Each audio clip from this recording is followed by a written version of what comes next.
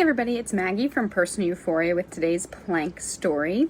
Again, these all started out as a plank story, but you can pick any movement you like. Just find a way to move for the next couple of minutes. We'll get the clock going. All right, here we go. So, we're on this road trip, but it all started when we actually got the RV and needed a place to store it for the winter before we knew we were going to be doing this. And my dad and stepmom said we could store it at their house because the previous owners had owned an RV and had put this part in the yard with crushed rock. And so it was the perfect place to park it. Great. Well, we didn't even consider the fact that their RV may not have been the same size as ours. And so when we went to my dad's house, now he lives on a busy road, and we turned into his driveway to park the RV for the winter.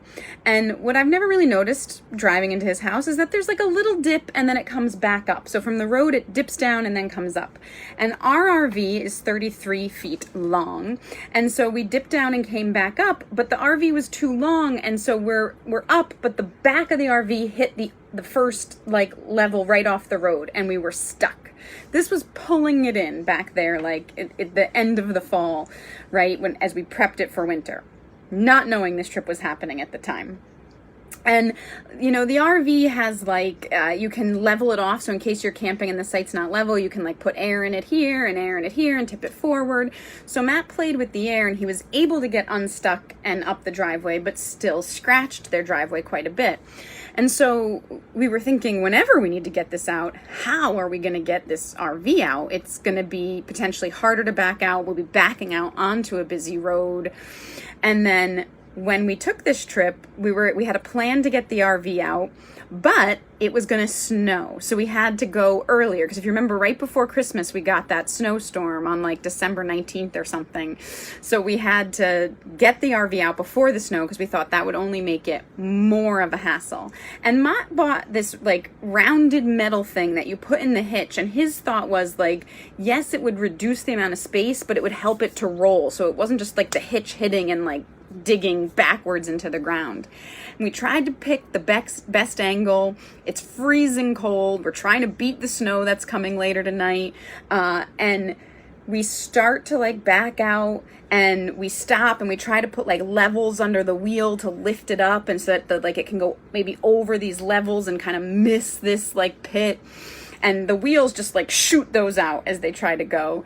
And once again, we are stuck. And now it's definitely worse because it's not that you can just pull forward. We're backing up and the hitch is into the ground.